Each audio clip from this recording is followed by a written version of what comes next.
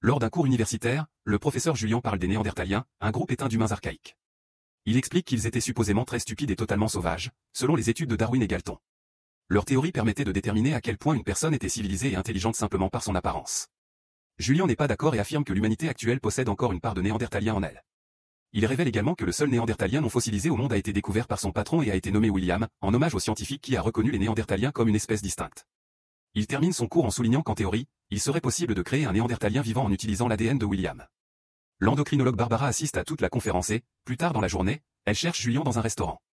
Elle évoque la possibilité de cloner William, ce qui serait très difficile et compliqué, mais pas impossible. Ils passent le dîner à discuter des détails du processus et, à la fin de la soirée, Barbara est curieuse de savoir pourquoi Julian est particulièrement obsédé par les Néandertaliens. Pour lui répondre, Julian l'emmène dans son laboratoire et lui montre deux outils en pierre, l'un fabriqué par des Homo sapiens et l'autre par des Néandertaliens. Il n'y a aucune différence entre eux, ce qui amène Julian à penser qu'il pourrait en apprendre beaucoup sur l'humanité en étudiant nos plus proches cousins. Cette nuit-là, Julian et Barbara tombent amoureux. À partir de ce moment, le couple commence à travailler sur le projet de clonage des Néandertaliens et, en seulement 2 ans, ils publient 3 articles révolutionnaires sur le sujet. Ils emménagent également ensemble et vivent une belle histoire d'amour. Malheureusement, de nombreux scientifiques influents et des mécènes de l'université s'inquiètent des implications morales de ce projet et des potentielles répercussions négatives. Ils retirent donc leur soutien. Cependant, le couple refuse d'abandonner, et Barbara décide qu'elle portera l'embryon cloné en laissant tout le monde croire qu'elle vit une grossesse normale. Ensuite, le couple se rend à Las Vegas et se marie devant un sosie d'Elvis Presley. Quelques mois plus tard, Barbara accouche à l'hôpital. Les infirmières échangent un regard dégoûté avant de remettre le bébé à la mère, ravie. Le couple ne se soucie pas de l'apparence peu flatteuse de l'enfant, et Julian embrasse même le front du garçon. Un peu plus tard, Julian se rend à l'université pour y déposer des documents expliquant ce que lui et sa femme ont fait. Les dirigeants organisent une réunion d'urgence, craignant l'impact de cette nouvelle sur la réputation de l'université. Ils n'apprécient pas le projet, mais pour le moment, ils décident de le soutenir afin d'en tirer de la publicité et, espérons-le, d'avoir une chance de le contrôler. Le lendemain matin, Julian organise une conférence de presse pour annoncer au monde la création du clone néandertalien grâce au transfert nucléaire de cellules. Un journaliste l'interroge sur la moralité de cette entreprise. Julian diffuse alors une vidéo attendrissante du bébé et demande comment quelque chose d'aussi beau pourrait être immoral. Après la conférence, son supérieur lui rappelle que c'est le conseil d'administration qui a le dernier mot sur tout ce qui concerne le projet. De nombreuses années plus tard, le bébé est devenu un jeune homme nommé William. Barbara le conduit en forêt et ils se disent au revoir avant que William ne parte vivre chez son père. Il explore la maison un moment avant d'arriver sur un balcon avec une vue magnifique sur la rivière. 2 touristes passent en bateau et, en voyant le visage disgracieux de William, ils commencent à ramer plus vite. William rentre à l'intérieur et trouve l'ancien outil en pierre posé sur une étagère. Soudain, un bruit le fait sursauter, mais ce n'est que sa nouvelle tutrice, Sarah. Elle lui explique que Julian est au travail, et William ne peut s'empêcher de se sentir mal à l'aise en présence d'une inconnue. Ce soir-là, Julian se joint à eux pour dîner, et Sarah remarque que William mange beaucoup. Julian lui explique alors que son métabolisme est différent et qu'il a besoin de plus de calories qu'une personne moyenne. Après le dîner, Julian dit à William qu'il est fier de lui pour avoir poursuivi ses rêves. Le lendemain, Sarah aide William à étudier et lui confie qu'elle travaille encore à la rédaction de sa thèse. William est très doué en mathématiques, mais l'anglais lui pose des difficultés, car il n'aime pas les métaphores, qu'il considère comme des mensonges. Pendant ce temps, à l'université, Julian parle de son projet à ses étudiants. Au début, des manifestants venaient protester chaque jour, car ils considéraient le clonage comme immoral et contraire à la volonté de Dieu. Cependant, William a grandi comme un enfant normal, entouré de l'amour de Julian et Barbara, et les protestations ont fini par cesser. Les médias ont également arrêté de parler de lui, faute d'histoires sensationnalistes sur un homme des cavernes sauvages. Les théories affirment que les Homo sapiens ont conduit les Néandertaliens à l'extinction grâce à leur intelligence supérieure. Mais après des années à étudier son fils, Julian ne partage plus cet avis. William a commencé à parler plus tôt que la plupart des enfants et s'est développé plus rapidement. Il a aussi démontré une intelligence égale, voire supérieure, à celle de ses pairs. Un jour, William est tombé malade et aucun médicament ne fonctionnait sur lui. Pourtant, le simple fait d'être auprès de sa mère l'a aidé à guérir. Il s'avère que son système immunitaire est extrêmement robuste et s'adapte rapidement, ce qui ouvre la porte à des applications médicales révolutionnaires. À la fin de son cours, Julian se remémore le jour où lui et Barbara se sont séparés. William avait grandi dans un laboratoire, mais Barbara voulait qu'il soit libre et qu'il ait une vie normale. Cependant, Julian continuait à le voir comme une expérience et à rappeler à Barbara qu'il n'était pas réellement son fils. Ce commentaire blessa profondément Barbara, si bien qu'elle quitta Julian pour de bon. Par la suite, elle obtint l'autorisation du conseil universitaire de partir avec William. Ils emménagèrent dans une nouvelle maison, et William était ravi d'avoir enfin sa propre chambre. Barbara trouva un emploi à la clinique mais continua à faire de la recherche à temps partiel, et Julian leur rendait souvent visite. Le couple continua à collaborer pour trouver une bonne école à William et dut confronter le directeur qui affirmait que le garçon n'était pas entièrement humain. Heureusement, William s'amusa beaucoup à l'école et se fit rapidement un meilleur ami. Julian lui rendit visite comme promis et ils jouaient ensemble dehors, profitant de la nouvelle liberté de William. Dans le présent, William profite de sa pause pour faire de l'exercice, démontrant ainsi sa grande force. Sarah l'appelle pour reprendre les études et lui lit une citation de Gatsby le Magnifique, lui demandant de donner son interprétation. Cela finit en dispute, car William pense que personne ne devrait décider du sens des paroles de quelqu'un d'autre, à part la personne elle-même. Un autre flashback montre William descendant la route à vélo lorsqu'un groupe d'adolescents plus âgés le vit. Ils l'appelèrent homme des cavernes pour se moquer de lui et commencèrent à le poursuivre. Au début, il semblait que William allait leur échapper, mais il percuta accidentellement son vélo contre un pont et dut continuer à pied. Lorsque les autres garçons tentèrent de l'attraper, William en poussa deux au sol et blessa la main du troisième. Plus tard, au poste de police, la mère d'un des garçons affirma que William était dangereux et demanda qu'il soit enfermé, mais le policier expulsa tout le monde, car il ne pouvait pas agir sur une simple bagarre entre enfants. De retour à la maison, Barbara dit à William de s'éloigner chaque fois que quelqu'un se moquait de lui pour éviter les ennuis.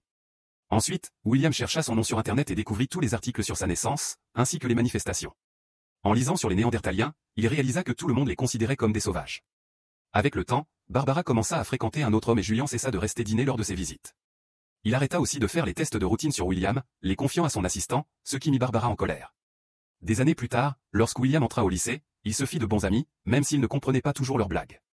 Lors de leur dernière année, William et ses deux amis décidèrent de partir en voyage ensemble et partagèrent leurs réflexions sur leur entrée à l'université. Alors qu'ils s'amusaient, ils croisèrent deux hippies qui se joignirent à eux autour du feu et partagèrent leurs champignons. Lorsqu'ils réalisèrent qui était William, ils le qualifièrent de cool et de magnifique. La femme lui demanda s'il avait déjà voulu retourner à son époque, et William répondit que oui. Elle l'encouragea à y aller, pendant que son ami vomissait à cause de la nourriture infecte qu'il avait mangée. À l'école, William aida sa camarade Judy pour la pièce de théâtre à venir et accepta même d'être l'un des acteurs. Le soir de la représentation, William joua le rôle de l'amoureux de Judy et obtint son premier baiser dans le cadre de l'histoire. Cependant, lorsqu'il tenta d'embrasser Judy à nouveau derrière le rideau, elle le repoussa. La pièce fut un succès, mais William eut le cœur brisé, car cela n'avait jamais rien signifié pour Judy. Quelque temps plus tard, l'enseignant de William convoqua Barbara et Julian pour leur expliquer que leur fils était intelligent mais qu'il avait du mal avec les tests standardisés, car sa façon de penser ne correspondait à aucun modèle reconnu. Il aurait besoin d'un suivi intensif pour refaire ses candidatures universitaires, et Julian paniqua en réalisant que Barbara avait retiré les dossiers que leur fils avait déjà envoyés. Barbara expliqua que William avait trouvé un emploi à temps partiel dans une quincaillerie pour rester occupé après l'obtention de son diplôme, mais Julian voulait plus pour lui. Une dispute éclata et l'enseignant dut leur rappeler que cette décision appartenait à William. Pendant ce temps, William faisait ses adieux à ses amis qui partaient bientôt pour l'université. Ce soir-là, ses parents lui expliquèrent la situation. Julian lui proposa de venir vivre avec lui pour suivre des cours de soutien, mais cela signifiait aussi être à nouveau un sujet d'expérience. Barbara s'y opposa, mais William, désespéré d'avoir une vie normale, accepta l'offre de son père. Dans le présent, Julian vérifie le dernier test d'entraînement de William et se met en colère, jugeant que ce n'est toujours pas suffisant et blâmant Sarah pour cela. Elle lui rappelle que William a fait d'énormes progrès et William assure que ce n'est pas sa faute. Pourtant, Julian lui jette les feuilles de test au visage et quitte la maison. Tandis que William commence à pleurer, Sarah jure que ses résultats sont en réalité très bons et l'emmène se promener dans la forêt. Elle lui confie que ses parents avaient aussi été très stricts avec elle quand elle était jeune et que, pendant longtemps, elle les avait détestés pour avoir décidé de son avenir sans lui demander son avis. Mais aujourd'hui, elle ne peut pas se plaindre de l'excellente éducation qu'elle a reçue. En retour, William avoue qu'il aime chanter et partage la chanson de sa pièce de théâtre. Cela se termine par William et Sarah s'embrassant et se salissant. Ils rentrent à la maison le soir et Julian les gronde tous les deux pour avoir perdu du temps au lieu d'étudier. Cette nuit-là, William ne peut s'empêcher de fixer l'outil en pierre, se demandant s'il sera un jour plus que cela. Quelque temps plus tard, Sarah emmène William dans une école pour qu'il repasse ses examens. Tous les crayons qu'il essaie d'utiliser continuent de se casser, alors il y voit un signe et abandonne, quittant la salle sans finir le test. Il se rend ensuite dans un magasin pour acheter une boisson et deux filles rient de lui, mais le commerçant les insulte pour leur impolitesse. Après une longue marche, William va à l'université pour voir Godwin, la femme qui a découvert les restes néandertaliens. Elle l'emmène dans son laboratoire pour voir le corps, qui est conservé dans une cage spéciale pour la préservation. William ne peut s'empêcher de l'observer sous tous les angles et a même l'impression que l'homme sourit. Godwin explique qu'ils ne savent pas comment il est mort, car il n'y a ni blessure ni signe de maladie. Quant aux théories, elle pense que Homo sapiens a développé la capacité de créer et de croire à des récits, et que ces histoires permettaient de rassembler de grands groupes. Ces effectifs supérieurs ont forcé les Néandertaliens à survivre dans un habitat moins avantageux, ce qui a fini par provoquer leur extinction. Lorsque William demande quelles histoires, Godwin lui répond que cela inclut tout, de la religion à la hiérarchie politique, mais aussi les récits familiaux. Toutes ces choses pour lesquelles les gens étaient prêts à faire la guerre et à mourir. William ne comprend pas comment croire à des mensonges a rendu Homo sapiens intelligent et pense que le nombre supérieur était la seule raison de l'extinction des Néandertaliens. Il déclare qu'il n'a pas sa place ici, tout comme l'homme dans la boîte. Godwin tente de le convaincre qu'il a sa place, mais William s'éloigne sans répondre. Pendant ce temps, Sarah cherche William partout, sans succès, et demande à Barbara de l'aider. Quelques instants plus tard, William s'introduit discrètement dans le cours de Julian et l'interrompt lorsque son père continue à parler de la vie de son fils comme de son travail. William déclare que l'expérience est un échec, et Julian le corrige en disant que c'est William qui est un échec. Dévasté, William s'enfuit et Julian le poursuit pour s'excuser, disant que William l'a provoqué en l'humiliant devant la classe. William lui répond que Julian s'est humilié tout seul et qu'il n'est pas son père, ce qui met Julian en colère et le pousse à le gifler. Une fois de plus, William tente de partir, et lorsque Julian essaie de l'en empêcher, il laisse accidentellement tomber l'outil en pierre. Les deux hommes se précipitent pour le récupérer en même temps, et soudain, William frappe Julian pour l'assommer, comme s'il défendait son bien.